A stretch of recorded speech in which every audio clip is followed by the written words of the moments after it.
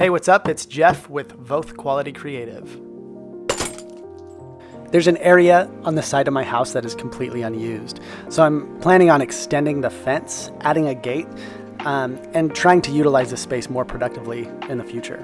There is a sprinkler line right where I'm digging, so I'm trying to work by it really delicately.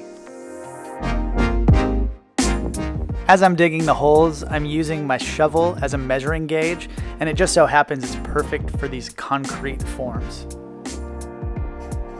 Oh, new shoes. Just cutting the concrete form tube in half here so that I have one for each hole that I dug.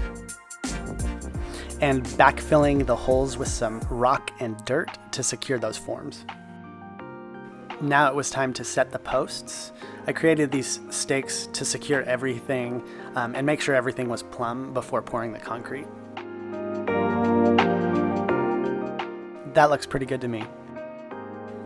Now mixing the concrete just to secure those posts.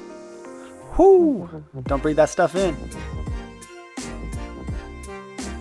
Let's put that concrete in the forms and let it set for 24 hours. The next day I was able to tear down all those supports and get after making the fence. I measured and cut the top picket support, and I even had a special visit from the dinosaur expert.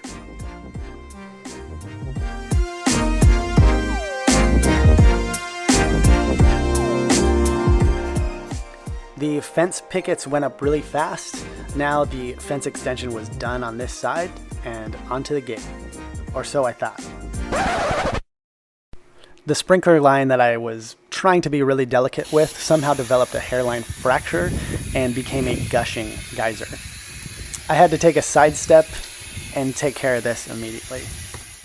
I found this flexible repair coupling and I got after installing it. The sprinkler head that was next to the crack wasn't producing much pressure, so I decided just to get rid of it and bypass it completely. I started cutting the pipe, rocking the tool back and forth, just to be really careful not to cause any more damage. These pipes were super delicate, and they would flex and bend if I would just try to do a straight cut. This thing was super easy to install. I made sure to leave an extra inch of pipe just so this thing could curve around the newly poured concrete and fence posts. And just like that, we were back in business. I was a little skeptical of this thing at first, probably because I was the one installing it, but I haven't had any issues and I was able to backfill that hole and get back to what I was doing. Not too bad for a $10 fix.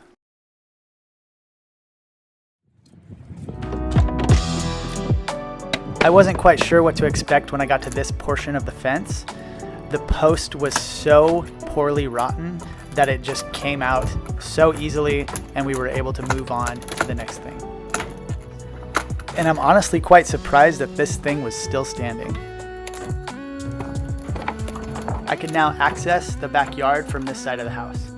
Here I'm taking some measurements so I can start on the gate. I cut out some notches so that the vertical parts of the gate would be easier to glue and screw together. And I wanted to make sure everything was level before getting my final measurements.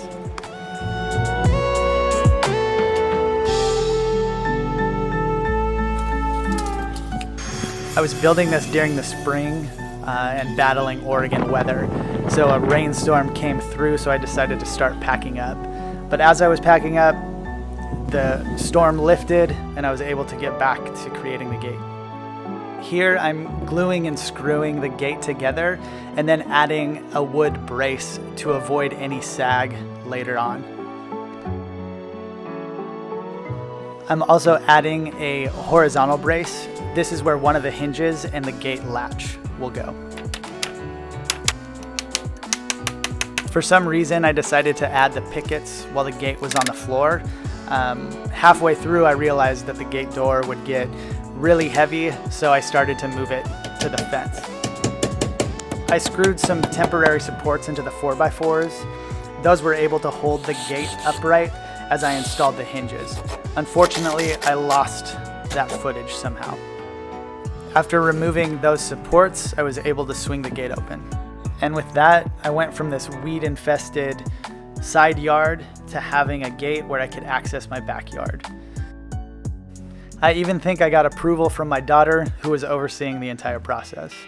I want to give a huge thank you for watching. This project is in preparation for another project, so stay tuned for that.